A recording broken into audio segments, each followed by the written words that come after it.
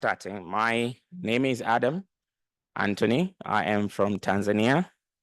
I am the executive director for HakiRasilimali, a network of civil societies working towards accountability and transparency in the extractive industry.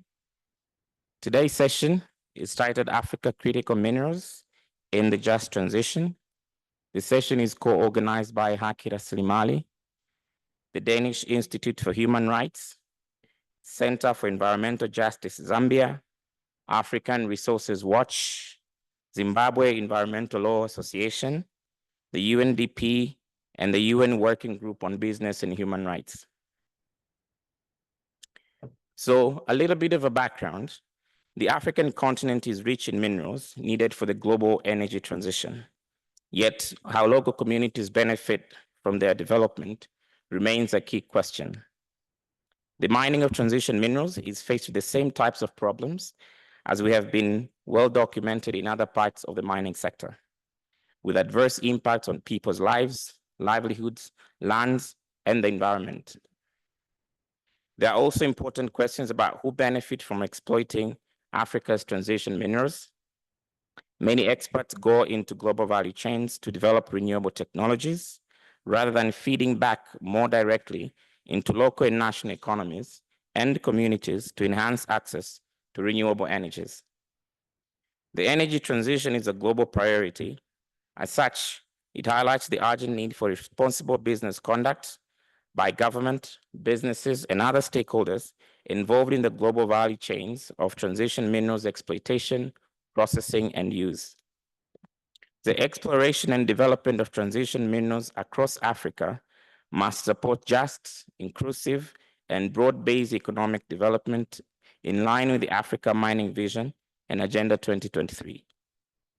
This requires businesses to be more responsible and integrate human rights standards into their operations. Today on this panel, I have speakers from across Africa and across sectors. I have Nyerazo Mutohonri, Programs Manager, Zimbabwe Environmental Law Association, Dr. Patrick Kanyoro, Chairperson of Kenya Chamber of Mines, Dr. Keta Kandriana Rafitson, the Executive Director for Publish Ochupei, who's joining us online, and Siko Lutango, Programs Manager for Rosa Luxembourg, Southern Africa. Welcome. If I may ask the panel to begin with Dr. Patrick.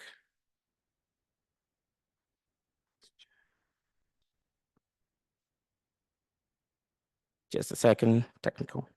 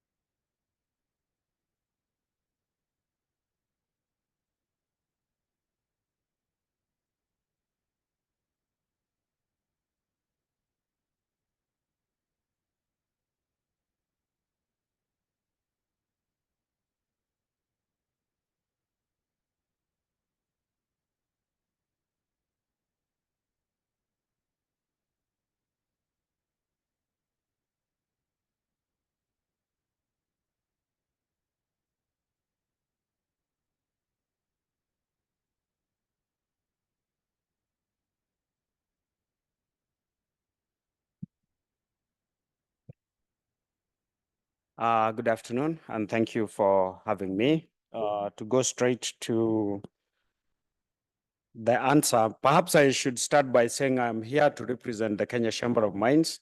The Kenya Chamber of Mines is a non-profit organization that comprises people who do mineral exploration, who do mining, who engage in mineral leadership, as well as professionals that support mining activities in Kenya. So I represent them here, and thank you for having us here. To go straight to your question, I would want first to articulate that when we talk about the global demand for critical minerals, and by critical minerals, we look at what is commonly referred to as critical with a very clear caveat. Because critical depends on who is looking at the minerals. This is critical for energy. But there, of course, would be critical minerals for other things. Particularly, for example, phosphate in some areas is considered a critical mineral because it supports agriculture in a very big way. But just to keep us focused on our conversation here, I would want to say that in the space of domestic development, we have opportunities to leverage on Africa's wealth. We all know that we have about 30% of the critical minerals resident in Africa, and therefore it is an opportunity that we must seize. It is an opportunity that Africa cannot afford to miss. And how is this going to help us as the continent? One of the things is that we must have policies that ensure that we do not just load our ore bodies or our raw minerals into containers and export them, because every container we ship from this continent is an opportunity of lost jobs, and we cannot afford to do that in a continent that still suffers serious unemployment.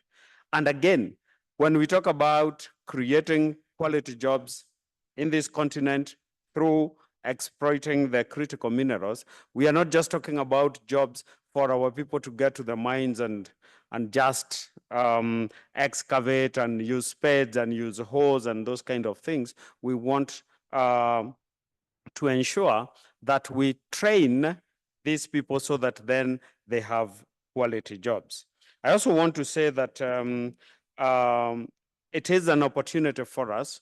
Remember that this is the same continent, the continent that has 30% of the minerals deemed critical for energy transition, that has 640 million brothers and sisters who have no access to electricity. So that is something that we also need to start thinking about. How is it then that we make these available to us? Remember that as Africa, we also have the opportunity to tap into hydro sources of energy. We have solar, we have wind, we have geothermal. But again, for us to leverage on them, we still have to tap into these critical minerals. Our advantage is one.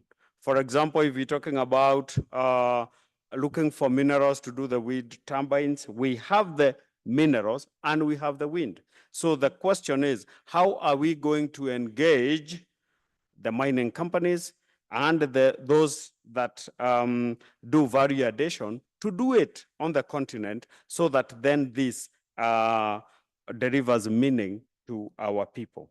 I also want to mention that as we move to as we look at energy transition, we have to ask ourselves, one of the biggest problems, for example, of opening this continent for free trade is the cost of moving from one nation to another. What is the opportunity here for us to leverage on these energy minerals so that then we can enhance transport? All of us know that to move even sometimes from one African city to another is a big challenge. What is the possibility that we can leverage on our minerals so that then we enhance transport, be it by use of electric vehicles or electric buses? And of course, we know that a big part of our people are still using motorcycles. What is the possibility that we can transition that way? Now, to address the issue of how we can use this to address poverty, I will say that one of the most critical things we need to look at is how do we ride on the availability of the critical minerals so that our people can have access to better health or quality health and to better education. Because I believe if we do that from the mining, from the level of the mining communities, then we will be impacting the communities as we ought to. Thank you.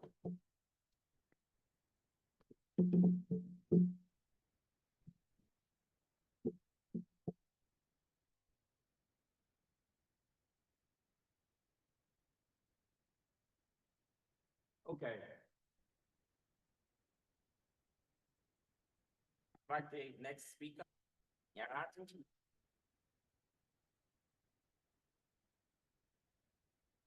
minerals.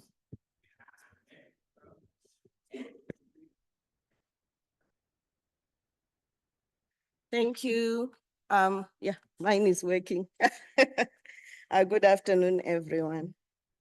So I think the first thing that we need to do for us to really ensure that the critical minerals or the transition minerals benefit the people of Africa is to learn. Maybe it may be late for us to do that, but I think when we look at what is actually happening at the moment, from the extraction of cobalt in DRC, the lithium from where I come from in Zimbabwe, when we look at, extraction of nickel and all these minerals, we continue to see a continuing pattern of human rights violations. We continue to see loss of livelihoods and even further poverty as a result of the expansion of the exploration and extraction projects. And as you said in your introduction, we have seen this before the rush for critical minerals. And I think the key question which we seem to be missing is that at the center of all this, the reason why we begin extracting these minerals is never for the benefit of the African people. We begin to extract these minerals to satisfy a demand that is coming from outside. And as a result, when we are putting in place infrastructure, be it pipelines, railway lines, and so forth, and when we are looking at the transport infrastructure, we are really looking at extracting the resources from Africa and taking them out. Yet at the same time, we are supposed to also look and say, Africa is also part of the equation. We are not even talking about a just transition. We are talking about addressing issues of energy poverty in Africa. So I think when we enter into these negotiations, trade agreements, and we are thinking not of our own needs as a continent first, but instead thinking about how we satisfy this demand which has come. How do we enable that to happen? We are missing, or we have missed, a critical step. And therefore, the first thing would be around addressing issues of community engagement, including local community participation in decision-making. We also have, for instance, once we do this, we then again go back and we develop various documents. So we fall in a trap where we have, we said, for instance, at least we now have an Africa mining vision, which then factors in issues of optimizing mineral resource exploitation for the benefit of African people. But when we look at those documents, there is so much hype around development of those documents. When it comes to implementation, we only find 1 or 2 African countries actually have their own country mining visions, and only 24 out of the entire continent are implementing. Now we have another document, the Africa Green Minerals Strategy, a framework meant again to ensure that we benefit from the extraction of the green minerals from our continent. So we have seen a failure of accountability. We have seen a failure of accountability. Yesterday, we had a session here where we spoke about state reporting guidelines, Articles 21 and 24, and we could hear the state parties represented saying there is no resources for us to report. So you wonder now, how are they even holding accountable the corporations and even the state based on their guiding principle, the corporate responsibility to respect human rights, the state's responsibility to protect and promote human rights? How are they even holding them accountable before we even begin about going to report when the resources are not there? And lastly, this morning, when I was just reflecting on this conversation, I made an analogy to say, when we look at the African countries, it's like it's a group of students, primary school students in a classroom. They are being asked to go and fetch different minerals, in this case, critical minerals, to satisfy their teacher so that the teacher is impressed and they get a trophy. And meanwhile, they are competing among themselves. There is no cooperation or collaboration. And in the end, they will all face the same problems of the massive environmental degradation, issues of human rights violations, but they are not focused on that. They are focused on winning the trophy. So we now go to the issue of cooperation. There is limited cooperation. I come from the Southern Africa region. We have a SADC mining protocol. In that protocol, we speak about cooperation among the Southern African states. We speak about development of infrastructure, shared infrastructure, so that we benefit from the extraction of resources and mineral resources in Southern Africa. But when we come to think of it, as countries, we are engaged in this race to the bottom, this competition where we are still seeking out the trophy. And it becomes a big challenge if we are not cooperating as African states to ensure that all those documents, the Africa Mining Vision, the Africa Green Mineral Strategy, really results in sustainable and resilient lives for the people on the continent. Thank you. Thank you, Nyirazo, and I'm glad you mentioned the Africa Green Minerals Strategy. I want to move to you, Siko, because I wanted to ask, how do policy instruments such as the Africa Green Minerals Strategy consider respect for the environment and human rights? And what are some of the ongoing initiatives related to this strategy? Thank you, Adam. I'll just describe how it at least attempts to address these issues also mentioned by Nyirazo. In light of a changing international context, which has been characterized by a rush to critical minerals, in light of the energy, the digital, and the mobilization transition to ensure energy security for many countries, Africa has become quite central and a site for geopolitical tensions and a site for geopolitical competition as well. And so this has prompted the need for a mechanism that can respond effectively to the most relevant issues around the most relevant value chains. And so what we saw is the creation of the draft African Green Mineral Strategy, which was developed, as mentioned, by Nyirazo. So if I can describe the strategy, I would say it's a microcosm of the African mining vision, but it targets the foreseeable leverage of the green minerals rush on the continent. So the environmental, social governance aspects that have already been included in the African mining vision are supposed to also be leveraged by the draft African Green Minerals Strategy, because it is a strategy that is part of the African mining vision. So the strategy recognizes and identifies important value chains in the context of the just transition and in the current geopolitical context that is particularly relevant for the African context. And this includes, for example, the battery supply chain and its associated minerals such as cobalt, lithium, copper, and manganese. It doesn't end there, however. It also includes other important value chains for the continent, including the EV supply chain, electrical vehicles, the hydrogen supply chain, wind and solar, amongst others. So beyond ESG goals, it also aims to create new jobs, new industries, and greener economies. And it is underpinned by a vision for green growth. And what this essentially means is that it should be a socially inclusive economic growth and developmental path that is low carbon, climate resilient, and one that maintains biodiversity and ecosystems. So it attempts to respond basically to the just energy transition. It has 4 key pillars, and I'll mention all the 4: advancing mineral development, developing people and technological capability, building key value chains, and most importantly for human rights protections and environmental protections is mineral stewardship.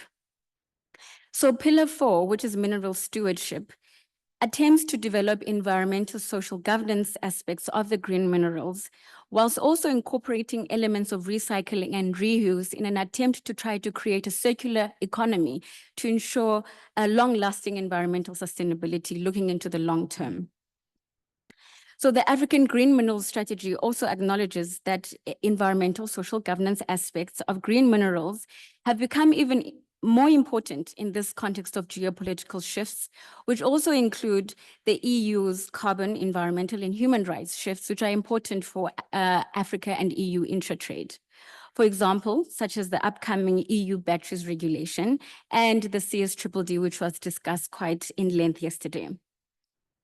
The strategy requires companies to also set ESG guidelines, primarily to prevent the lack of ESG standards from becoming a non-tariff-based barrier for African exports. So these standards are underpinned by other related standards, such as the OECD guidelines, the due diligence guidelines, and also non-financial reporting directives and conflict minerals due diligence guidelines. So I would say that if taken up by states and implemented effectively on these conditions, which are very hard to achieve, the African Green Minerals Strategy does have the potential to address the prevailing environmental and related human rights violations. Thank you so much, Siko. If I go to Keta, I'm not sure if she's already online. Yes, I was here since the beginning, Adam. Hi. Thank you very much, Keta. If I come to you, if you can provide us an overview of the transition minerals context in Africa. I know you've done a recent research exploring continent's transition mineral potential and status regarding exploitation, human rights, and environmental impacts, and any gaps and challenges related to governance and financing. Yeah, thank you very much, and thanks for having me. Well, I mean, most of what I wanted to say has already been said in setting up the context, because the colleagues who spoke before me just rightly put into perspective, what are, the criticism and also dangers linked to the exploitation of critical minerals in Africa. But nonetheless, I wanted to get back, to some important facts, and I will share my screen. Just give me a minute before getting into the perspective. So sharing. Can you see my screen? Can you just confirm? Okay, cool. Let me put it in presentation mode. Well, so one of the colleagues spoke about the energy poverty, and we have some striking facts about that in Africa, and it joins, this conversation around for whom are those minerals critical for us in Africa, struggling with this energy poverty, with all of these 600 million people, Africans left behind, or for those who are going to exploit these critical minerals. This is one point that I wanted to make. And second point is around the critical minerals exploitation we have, and in mining in general, we have a persisting governance issues hindering SDGs. We have political instability and corruption, weak rule of law and regulations, and a constantly shrinking civic space. If we don't overcome all of this in Africa and elsewhere, then it's all be a total waste. And I want to insist on the corruption side, because in Africa, in the African Union for the moment, and here I'm borrowing this data from Transparency International, we only have an average score of 33rd out of 100. That means most of our countries are below the average. And there is lots of progress to be done on this point. And here you have some data from Transparency International Australia, driven from the US Geological Survey mineral commodity summaries. It's a fresh research, and I wanted to share it with you because we are speaking about reserves, you know, how much are exploited, etc. But this data shows us that there are a lot of percentage of transition minerals located in countries with a corruption perceptions index score equal to or below the global average. And we see from here striking figures, for instance, that 98% of the chromium exploitations are located in countries with huge corruption. 91% of graphite for the moment are located in those countries, 91% of rare earths, etc. You will see from this figure why it matters, because we suffer all from this persistent bad governance on the continent. And this is something that we need to address if we need to make the most of the reserves that we have in the continent. We already know that we have like 30% of the total reservations of critical minerals worldwide, but only 2% of these reserves are currently used within the continent itself. That means that we are losing a lot in this exploitation. Then another point that I wanted to make on the issues linked to the potential exploitation of these minerals is that there are growing land grabbing issues with plus 10 million hectares of land in Africa acquired by foreign investors alone. We have lots of countries impacted on socioeconomic impacts, displacement, livelihoods, conflicts, environmental impact, such as deforestation and land degradation, governance impacts, loss of land rights, corruption once again, and legal frameworks, weak legal frameworks. Another thing is that we have lots of regulations, international standards, and instruments have been signed by our countries. But the thing is that we are still lacking some implementation. And I think that this point has been very thoroughly mentioned beforehand. And here we see, for instance, that there will be a growth in demand for selected minerals used in clean energy technologies. And the demand related to electric vehicles and battery storage will multiply by 30 times by 2040. This is then a huge opportunity for Africa, because Africa is home to sizable reserves, 55% of cobalt, 47% of manganese, 21% of graphite, almost 6% of copper, 6% of nickel, 1% of lithium, and 0.6% of iron ore globally. We have this abundance of metals needed, for instance, for electric vehicles. This is just one example among other use, but there are lots of caveats. The demand estimates are only linked to meeting climate objectives. That's a reality, but I really love the point that one of the colleagues made. We are always missing the African perspective. We forget to think about ourselves in this narrative. What about us? New technologies emerge every day. We are lacking technology transfer on the continent. I know that there are some initiatives happening already, but we should have more.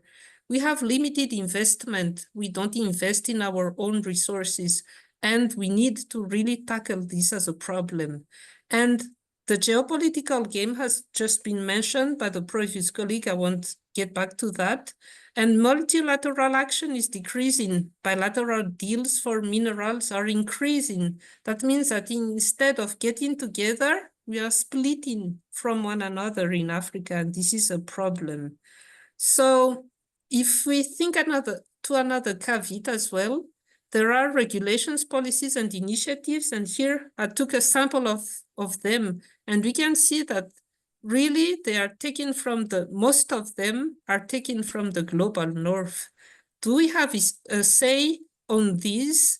What is our position? That's very good that we have the AMV for the continent, but we have also all kinds of guidelines, but we need still to get on the battlefield with the global north and reclaiming for more equity on transactions. So you are in Nairobi. Unfortunately, I couldn't join you there in person, but I wanted to remind what was agreed last year before the new declaration is released.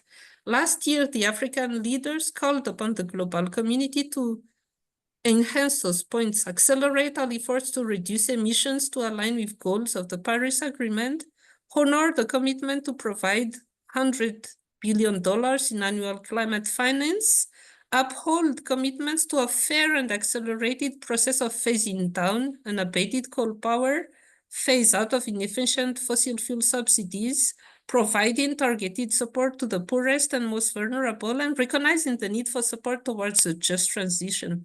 Where are we sitting now? Have we follow up on these declarations and engagement? This is a question that I'm posing to all of us, if we need really to speak about this. So is it transition or critical minerals? Are they a boom or bust for resource governance? There are opportunities, that's for sure, for mineral production countries.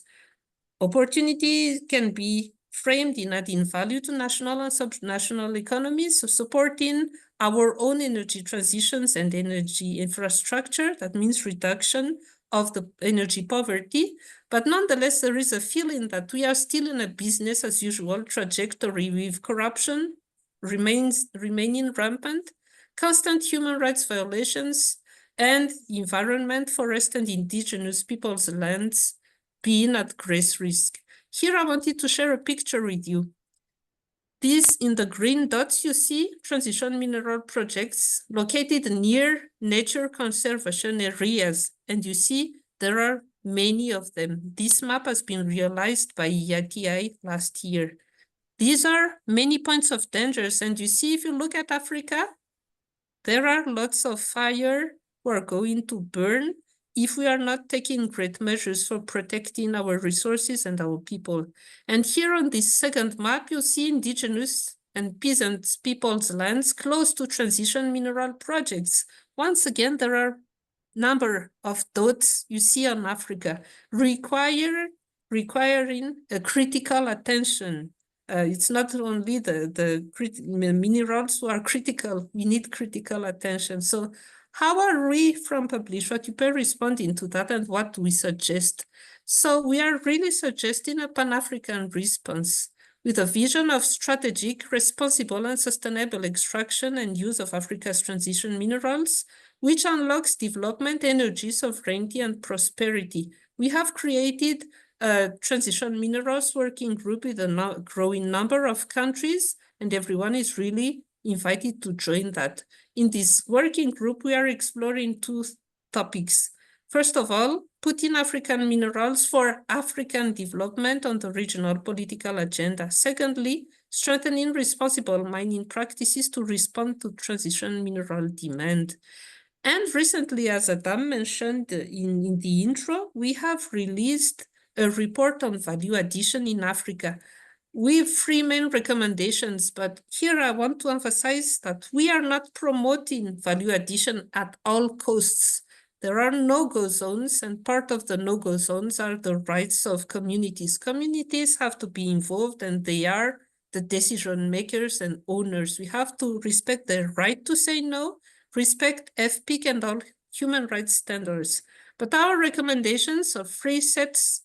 First of all, countries and governments in Africa have to work together to process, refine, and manufacture energy transition minerals on the continent, specializing in the parts of the value chain in which they are most competitive. There is still some big work to be done on that. Secondly, finalizing the planned African continental free trade area and ensure it enables African countries to access each of those transition minerals and clean energy components and technologies at lower prices, accessible prices, helping them to build domestic industries. Finally, strengthen transparency and accountability of the mining sector by adopting comprehensive national and regional laws and ensure mining companies respect the rights of the indigenous and local communities.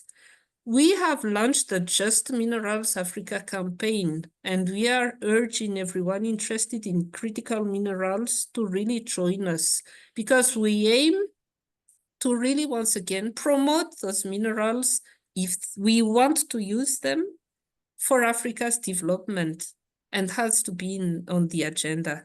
We need laws and we need bilateral deals and partnerships to guarantee responsible and sustainable mining. But I would say as a conclusion, Adam, that all of us in the room, I think we agree on that point. People have to be put first before profit, and it's up to us to define the next steps for getting there. There are lots of good intentions. Now we have to define actions. Thank you. Thank you very much, Keta, for such a comprehensive overview of what is happening around transition minerals. And thank you for the panelists as well for their opening speeches. Now I'd like to open the meeting to any questions from the audience. You can direct it to any panelist, so it can be a general comment. Please introduce yourself as you speak and be direct to the question. I see a hand on the far left. All right, thank you very much, Mr. Chair, and a wonderful applause to the presenters for the wonderful presentations. My contribution and question goes to Nyaradzo. I just want to say thank you very much for giving us a perfect diagnosis of the African disease that we have, which is the biggest challenge that we have. I'm talking, of course, of accountability. You've highlighted that as much as we have all these beautiful laws, beautiful strategies, whatever, they've got beautiful names. Right now, under the banner of business and human rights, we are advocating for a binding instrument on business and human rights. But without accountability, where are we going as Africa? So what is your prescription, Nyaradzo, for Africa? So that we can start talking of real progress. I've seen all the recommendations, but I still feel that they are all hinged around accountability. Do we have the political will, or in the future, we're going to see an Africa that's rising against itself because there is no political will when it comes to accountability? Thank you. Thank you. I'll take a hand, gentleman in the yellow outfit. Yeah, I think I joined the initial speaker to thank the panelists for their very wonderful presentations. I think this whole discussion within the context of the green economy, and which of course is talking about departure from the old economic model to a model that ensures our shared prosperity, equity, and equality. The challenge we have, particularly I come from Ogoni, where representing indigenous peoples across the continent. I think the challenge we are having is that how are we going to deal with the question of integration of the rights of indigenous people within the context of critical mineral exploitation? Because we're seeing this as part of renewable energy interventions, and our experience in dealing with the fossil fuel sector, particularly coming from Ogoni in Nigeria, where oil extraction destroyed everything about Ogoni. And now we're now moving into international metals. And the challenge is that Africa is now seeing investment in the critical mineral sector as the big thing that will drive the economy of the continent. I remember the president of Zimbabwe saying it's the new gold. The new gold to drive African economy, but at the same time, how do we strengthen our legal systems and reforms? How do we ensure that the rights of indigenous communities are protected? Because that is where we are seeing the challenge coming from my own perspective at the moment. So I will like to hear from the panelists what they think we can collectively do to ensure that in respect of this, the rights of communities are protected in the context of the discussion. Thank you. I'll take two more questions. One from, so this will be one, if you can take the number, 1, 2, 3, 4, 5, 6. Yeah. Okay, so let's start with 1. Thank you so much. My name is Sabina Saiti from the Kwale Mining Alliance. And my question goes to anyone in the panel who can have an insight. Mine is on what's next on the present and future of the critical energy transition minerals in the face of globally the drive to seek alternative minerals which are cheaper in the still the same critical energy transitional minerals, and at the same time with the global trends of when you look at different business forums, they talk of the decline in the global prices of critical energy transitional minerals, which is just I look at it as a political game, because if we are moving into energy transition minerals, we are moving into that area. That means the demand for these minerals will keep increasing as we move towards, as years go by. Then how come do we come up with this with theories of there will be a surge or flood in the market of the minerals, and this goes to this will lead to a decline in the global prices of these minerals. So what next? What do we think as a continent, and how best we move forward in ensuring that we guard our minerals and also make sure that we maximize on the benefits of extraction? Thank you. Thank you. The next speaker.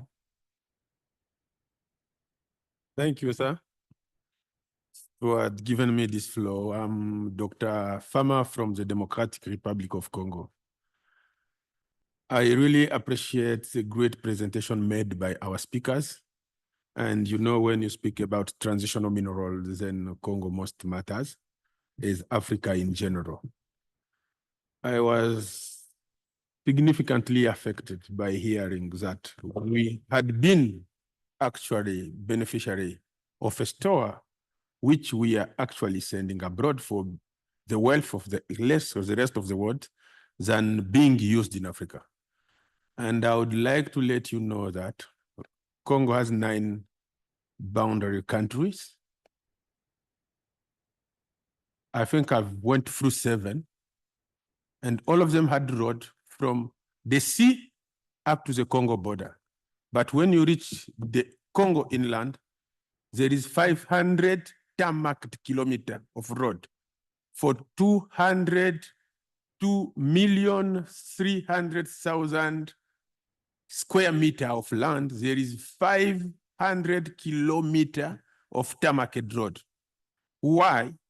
Because this is a plan which was previously made. The same people who colonized the rest of the African countries, they are the ones who had been in Congo. Why? Oh, most of this road were built under loan from the World Bank. How come Congo never got that loan?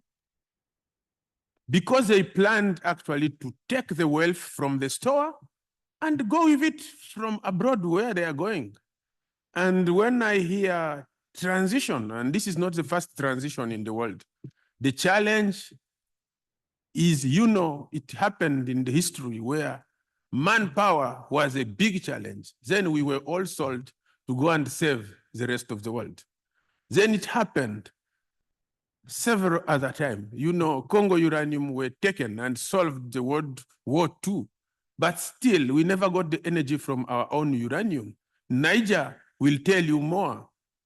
Then electricity became the issue. Copper from Congo and Zambia was used worldwide, but still we don't have electricity.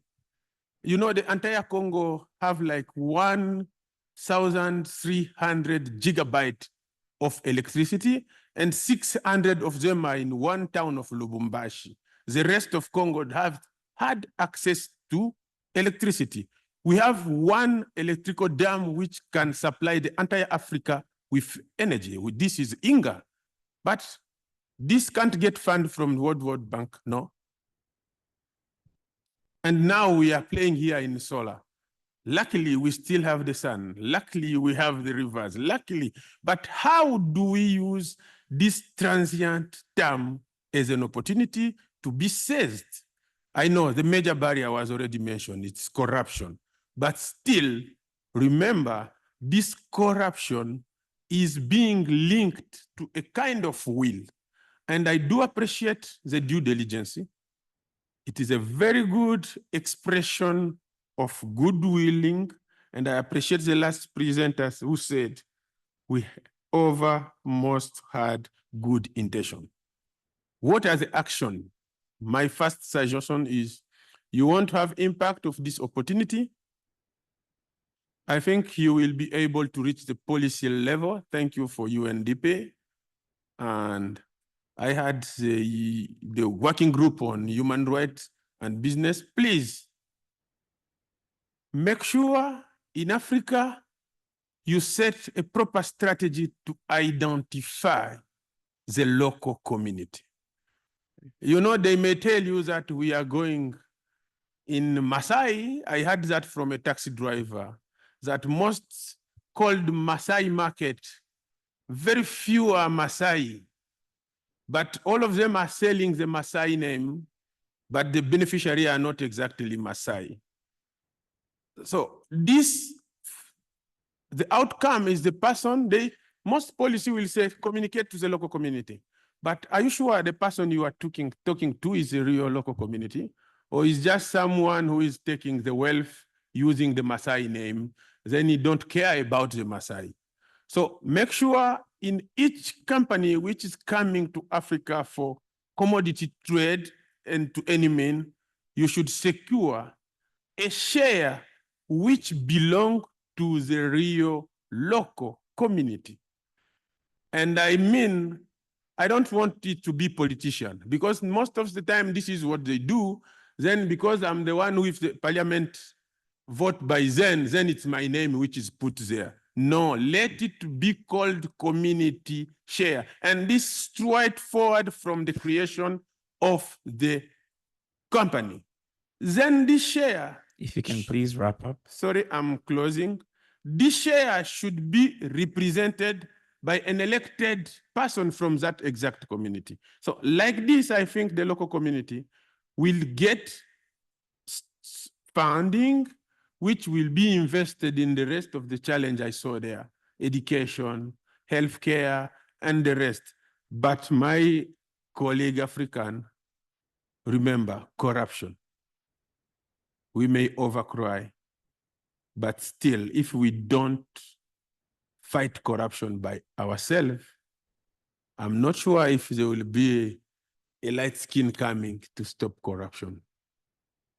And challenge and competition, which are on board, facilitate corruption. Thank you. Thank you very much for your valuable contribution. If I can ask the next questions and comments to be kept at brief, I would not like to cut you off. I think I had already selected speaker, so you're next. Bien, merci beaucoup pour la parole. Je remercie les panélistes pour vos interventions. En fait, moi, je n'ai pas de questions. Ah, désolé.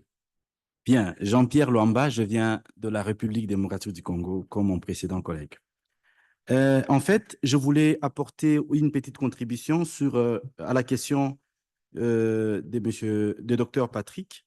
C'est notamment par rapport à comment on profite on tire parti ou bénéfice de la demande mondiale des minerais de la transition. En fait, je voulais apporter une autre réponse à celle qu'il a donnée. C'est en rapport avec l'exportation des minerais telle qu'elle se fait actuellement. Les pays producteurs, les pays qui ont les minerais de la transition énergétique, dans la forme actuelle de l'exploitation et des minerais, tout est exporté sans un préalable transformation locale. Alors que dans cette perspective, dans cette manière de faire, il y a plus de pertes que des bénéfices à tirer. Peut-être la stratégie actuelle serait de demander à ce que les États africains puissent aussi maintenant veiller sur la transformation locale des minerais avant de les exporter vers l'étranger. Ça permettrait aussi à ce que l'on puisse tirer pleinement bénéfice des minerais de la transition énergétique. L'autre élément, c'est par rapport au développement des connaissances. Nous pensons qu'à ce jour, l'Afrique devait aussi développer des connaissances qui seront en adéquation avec les besoins de l'industrie dans le contexte de la transition énergétique. Ça sera aussi une façon pour l'Afrique de tirer bénéfice de la transition. Alors, par rapport à l'intervention de Mme Nyaradzo, j'espère que je n'ai pas massacré le nom, je voulais ajouter un élément parce qu'ici, c'est question de voir comment les communautés bénéficient aussi de la transition énergétique. Au-delà du fait de les inclure dans la prise de décision qui nécessite préalablement qu'elles soient informées et sensibiliser sur le contexte, les enjeux de la transition énergétique. Nous pensons que les bénéfices ou le part des bénéfices que les États africains vont tirer des minéraux de la transition énergétique devraient aussi contribuer à investir pleinement dans la diversification de l'économie et aussi dans les infrastructures, comme on l'a dit, de manière à ce que les communautés soient résilientes et ne dépendent pas forcément de l'industrie minière qui, du reste, n'est pas durable. Alors, si j'ai encore quelques minutes, je voulais répondre à une question qui n'a pas été posée. Désolé. C'est la question de quelles sont les stratégies ou quelles sont les stratégies pour préserver les droits fonciers des communautés. Actuellement, dans la course vers la transition énergétique, on constate qu'il y a une forme d'extractivisme. On veut exploiter tout et ce sont les communautés qui payent des lourdes conséquences parce que maintenant, elles sont exposées à des déplacements forcés et des fois sans respect de leurs droits. Alors, nous pensons que dans cette perspective-là, l'une des stratégies serait notamment que l'exploitation minière soit planifiée. Planifiée de manière à éviter des déplacements massifs des communautés. Ça, c'est un des éléments. L'autre élément, c'est cette fois-ci donner aussi à la communauté le pouvoir dans les négociations. Ici, je vais parler du droit de dire non. Droit de dire non, parce que même dans le contexte de la RDC, les communautés sont certes concertées, mais n'ont pas le droit de dire non à un quelconque déplacement. Donc, si les législations à venir qui seront mises en place par les États africains pourraient aussi privilégier ou donner du pouvoir aux communautés de manière à leur donner le droit de dire non à l'exploitation, ça leur permettra d'équilibrer les pouvoirs de négociation entre les communautés et les entreprises. Et voilà un peu des éléments que je voulais ajouter aux précieuses présentations que vous avez faites. Merci. Thank you very much. I had two last questions. The gentleman with the white and the last one was here. Okay, thanks very much. My name is Andrew Biaruhanga from Resource Rights Africa, based in Uganda. Now, my question goes to the lady from Publish What You Pay in relation to what she said about the campaign of energy transition. Now, noting that the statistics she gave us of 600 million Africans being out of no access to electricity, then I ask a question, why does that campaign again talk about energy transition in the African perspective? Because if that number, and also the colleagues from DRC, the way they have talked, indicates that there is no access to energy to Africans, then why do we have again to buy into that narrative of energy transition? In other words, energy transition to who? Then secondly, in that line, can she also elaborate on, can we have really energy transition where we have not yet tackled the real challenges with the systems, the global systems that still exist? And some of those have been talked about, mentioned, colonialism, capitalism, patriarchy, and others. What does she have to say about that? I realized I had two gentlemen wearing white, so that and then the last one was here. Thank you, moderator, and thanks to the speakers. My name is Obed with Zimbabwe Environmental Law Association. My question is directed to Siko. You talked about the Africa Green Mineral Strategy. And my question is around whether we have the necessary skills, knowledge at this point to value add products or to produce green technologies within the continent.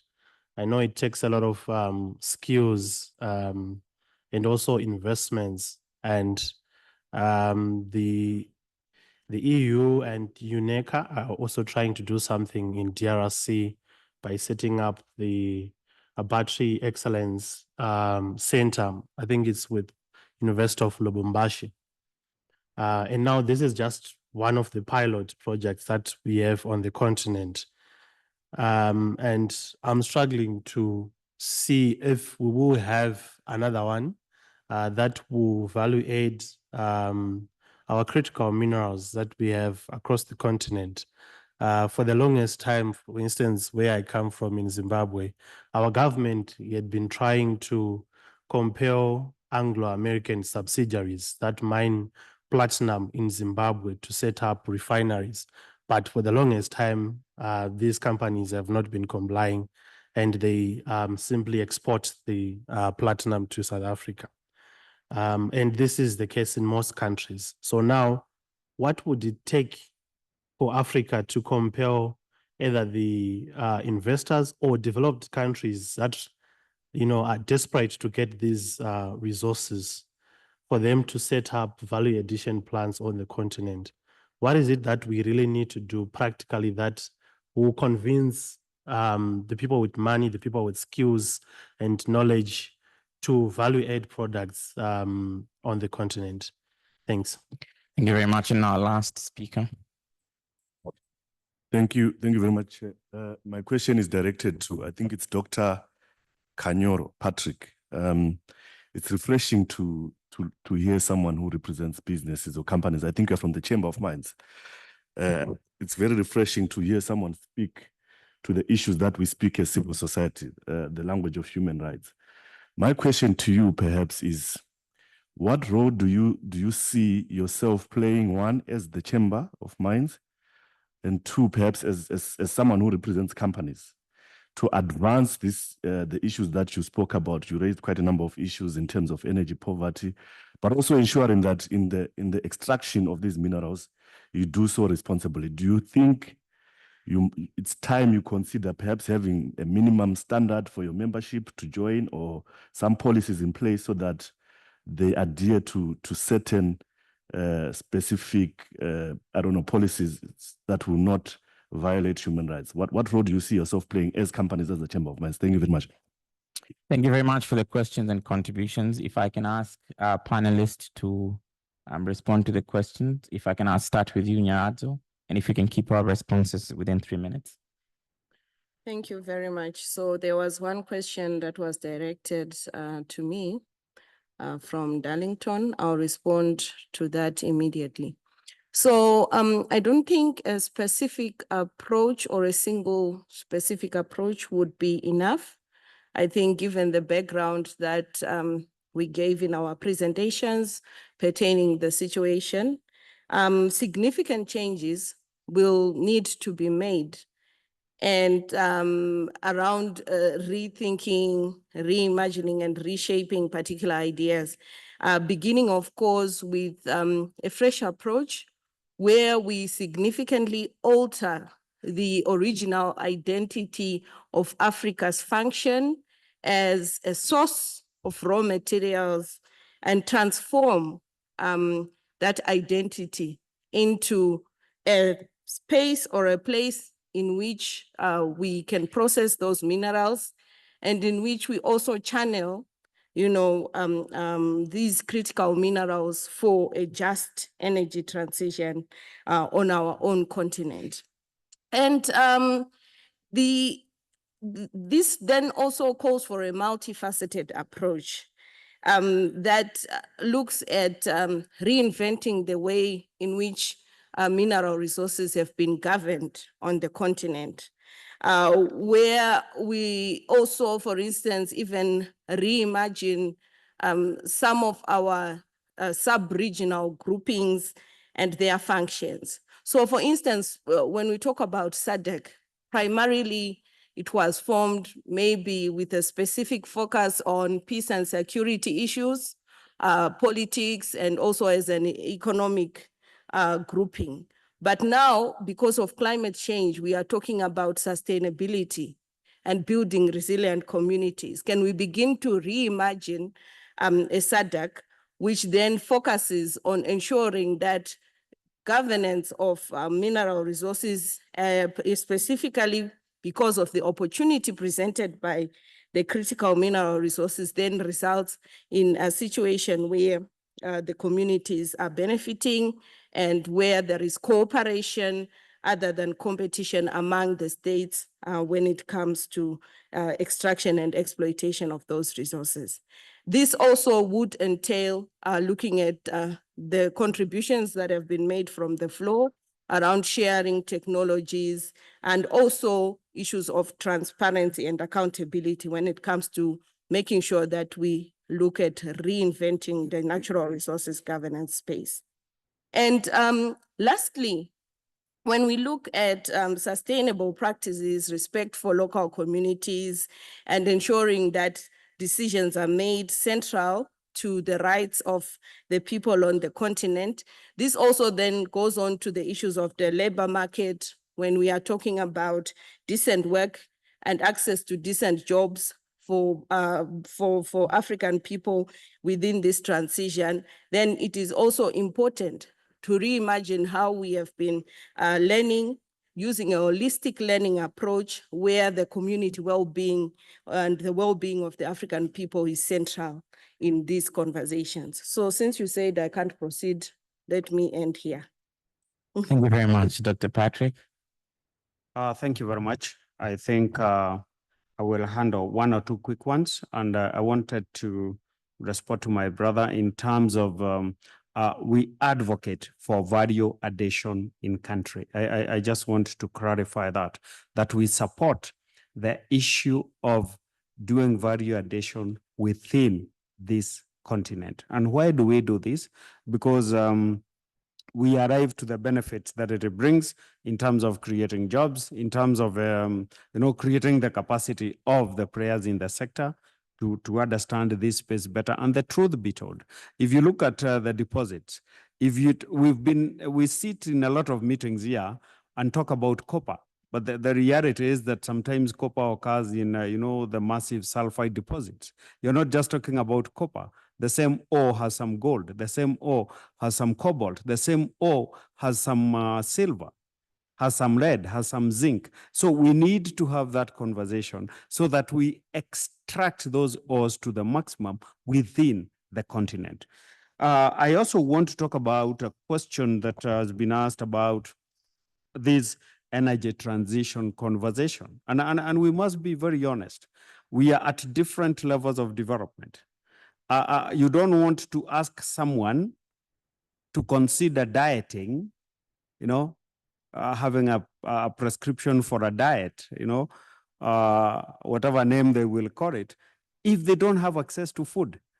So here we need to have an honest conversation. We live in a global village. We need to support what is happening in the global north, but that must deliver benefits to the global south for the people that are delivering that benefit to the north. I think these conversations just need to be honest. I also want to respond to the issue that my brother here has talked about. While we sit in the business space, the truth is that we are Africans, and our loyalty is to our nations and to this continent. We want to do business, but we are not just doing business to make money. We have a responsibility to deliver benefits to the communities from which we come from. And therefore, we are committed to making sure that while we look at our bottom line, which is why we do business, that we must pay equivalent attention to the issue of the planet and the people. So as the chamber, to answer your question very directly, what are we doing? We are working on a code of conduct so that then our members have also need to sign something that binds them in terms of accountability in what we do. We have members who have done things that we are very proud of, and I can mention them. For example, Base Titanium in Kwara County. If you visit if you see the work they've done, or Bamburi Cement, you will see that they have left a good legacy post-mining activities. So we now have learned from that and want to have a code of conduct so that whether you're talking about an artisanal miner or a small-scale miner or a medium or a large scale, we all must be responsible enough. Without going very far, perhaps I want to say this. My brother from the DLC asked there, how do we deal with this cancer of corruption, and how do we ensure that our people get maximum benefits? I still insist that our hope, our solution in dealing with these matters is in having the correct, having proper laws, proper legal frameworks, but having a proper legal framework is one thing, but sensitizing the population to appreciate and understand their rights is a different thing. And I think we all have a responsibility, whether we are in the civil service society or in the business side, to ensure that our people know what their rights are, because that is the prudent way to do business. Thank you. Thank you, Dr. Patrick. Siko, if I may come to you if you have any inputs. Thanks, Adam. I'll try to answer 3 questions, I think, in one. First of all, to ensure that there is a beneficiation on the continent, I would say one of the most important things is for each individual member state in Africa to identify strategic minerals for that specific context. And that means for example, in South Africa, as it relates to beneficiation, we have a huge platinum group sector, right? PGMs. And PGMs employ a lot of people in South Africa. And so to transition effectively, instead of moving, for example, to fossil fuels, to gas or to oil, you'd rather move to, for example, hydrogen, because South Africa already has advantages in the hydrogen value chain. And we already have some inputs made into fuel cell technology. So we have a competitive advantage in that regard. So by identifying that, we're also able to address the job losses that would occur from the platinum group sector into the new sector, which would be the hydrogen value chain.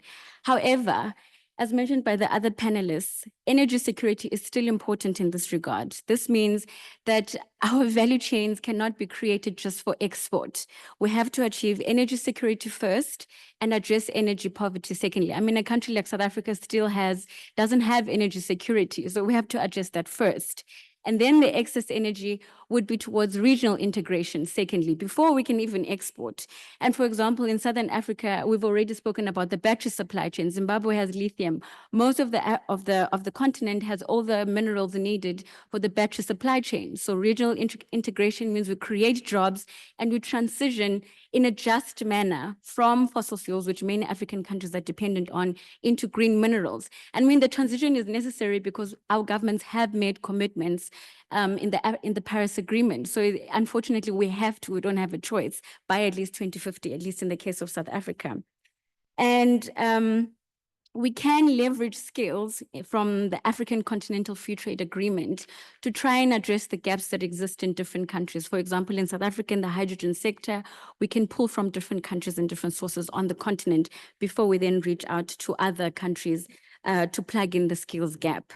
And then finally, we also need to find ways to incentivize companies to ensure that there is value addition. For example, through public and private cooperation, this may be necessary, but also to incentivize sustainability, because also creating shorter value chains is actually more sustainable than taking, for example, LNG or even hydrogen all the way from South Africa all the way to North Africa, or even to the Middle East, or even to Europe. So we need to incentivize those companies that are creating shorter value chains to try and incentivize the creation of value chains, of green value chains particularly. Thank you, Siko. If I may ask Dr. Kerr, who's online, to respond to the questions. Yes, definitely. I think we all have clarity on this. Energy transition is not a one size fits it all. It is a global trend, but it has to be contextualized, and I think some of the colleagues has touched on that. In our case, in Africa, it's transitioning from darkness to light, if I may say. That's the energy transition that we need. And maybe at some point, with having access to electricity and other forms of clean energy by using less fossil fuels when it's possible, and add in some more renewables. We spoke about hydro, solar panels. There is also the geothermal energy, all kinds of resources. I'm giving you a concrete example. I'm sitting here from Madagascar speaking to you. Here we have 6 hours daily of power shortage. This is energy poverty, and that's why I personally am thinking of this energy transition as a transition from darkness to light. So each country and each region have their own specificities. It's up to us in Africa to see what are the most striking needs. And I see really, to respond to the question, those 600 million people struggling among our continent to be the first target of the energy transition in Africa. That doesn't mean that we have to cluster ourselves from the rest of the world, but let's engage with them, maybe in a smarter way, by putting our interests and our conditions on top of the table, by making trade agreements more favorable to our interests. There are ways for doing that, but we need to agree first on what we want to do together. And we have instruments for doing that, I think, but we need once again to get into more action. Now, I wanted to share with you something while I have the mic. Is really that recently there was the release of a report from the UNSG. The Secretary General has convened a panel on critical minerals. So it had like 20 people on the panel and working groups, lots of civil society organizations contributing in order to find guiding principles on critical energy transition minerals. It has been released on the 11th of September, and I really urge you to go online and find this report because that can be useful to us. I would just report to you that it defined 7 principles that ought to be put into practice. First of all, human rights must be at the core of all mineral value chains. Secondly, the integrity of the planet, its environment and biodiversity must be safeguarded. Third principle, justice and equity must underpin mineral value chains. 4, development must be fostered through benefit sharing, value addition, and economic diversification. Comes the value addition piece. Principle 5, investments, finance, and trade must be responsible and fair. 6, transparency, accountability, and anti-corruption measures are necessary to ensure good governance. And finally, multilateral and international cooperation must underpin global action and promote peace and security. These are wonderful principles. Now, let's get them into practice once again. Those of you who are contributing to the Nairobi Declaration for this year, please take them into account. And all of us in the room, let's stick together to really put the outcomes of this discussion today into something concrete, but because otherwise we will fall into this again, another workshop, another panel, but then what?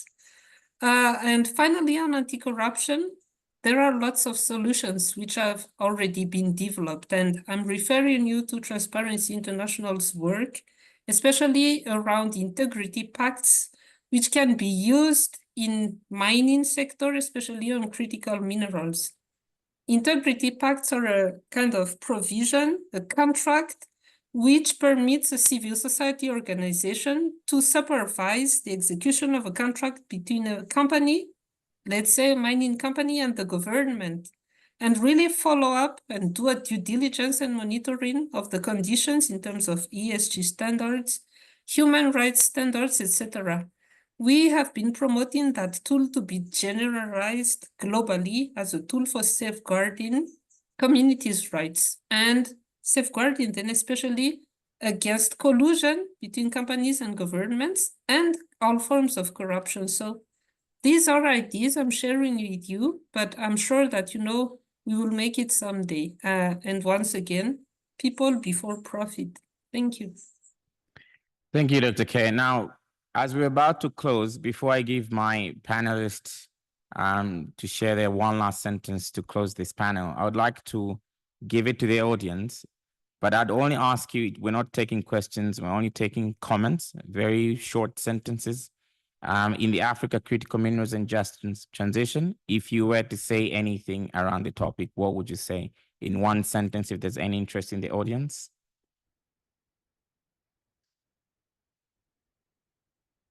One, two, okay. One sentence. A single sentence was already mentioned. This forum was very interesting, but needs to be emphasized into. action plan. Thank you. Second person.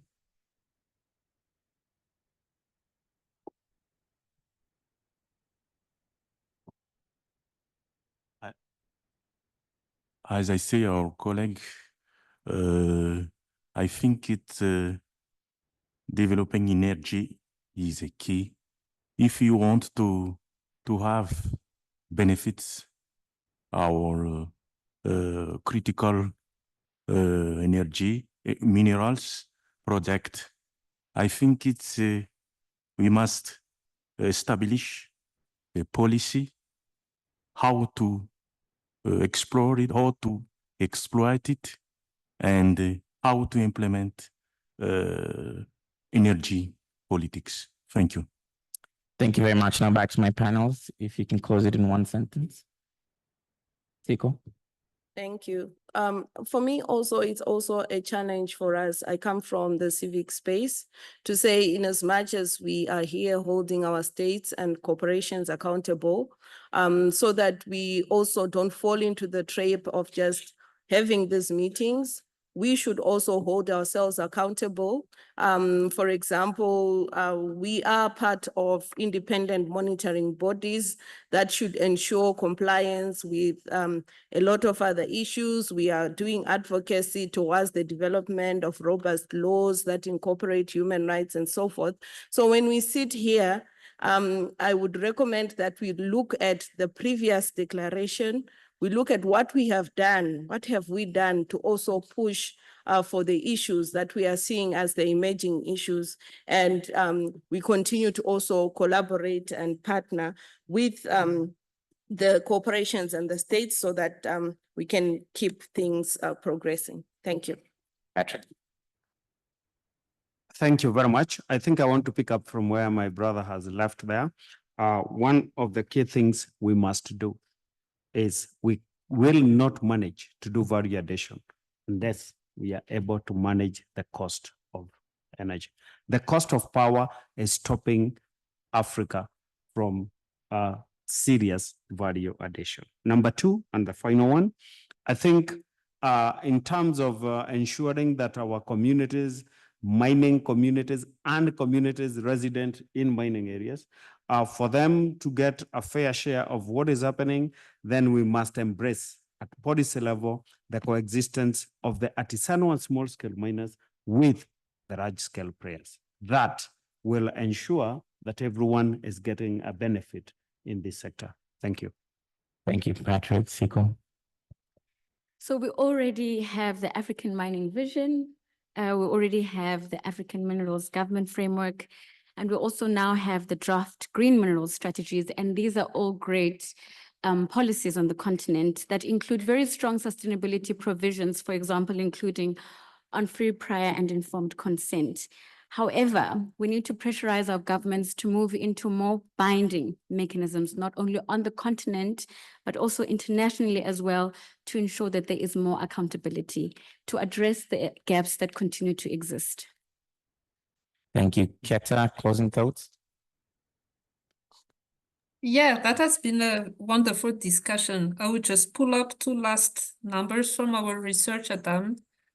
We discovered that, if we create a value chain for critical minerals in Africa, that could potentially generate $2.4 billion of GDP each year for Africa and create 2.3 million jobs. But the point I want to make is it doesn't have to happen at all costs. There are no-go zones once again, and it's up to us to define what are these no-go zones. So let's think of our people. Let's smarter, in a more smart way, engage with one another, and also multi-stakeholder action and engagement matters. Companies, civil society organizations, not forgetting grassroots communities, have to sit together with policymakers from the government side, and together we can craft something realistic and to the profit of our people. Thank you so much. Thank you, Keta. 3 key takeaways: leverage transition to address challenges in various sectors such as energy and transportation, allocate sufficient resources to implement regional policy instruments such as the Africa Green Mineral Strategy, and considering the African Green Mineral Strategy not as a standalone document, but as part of the broader Africa mining vision. Third, cooperation rather than competition within the region is essential for implementing the Africa Green Mineral Strategy and the Africa mining vision. Ladies and gentlemen, thank you very much for attending the session. And if you can join me for a round of applause for our panelists and our audience.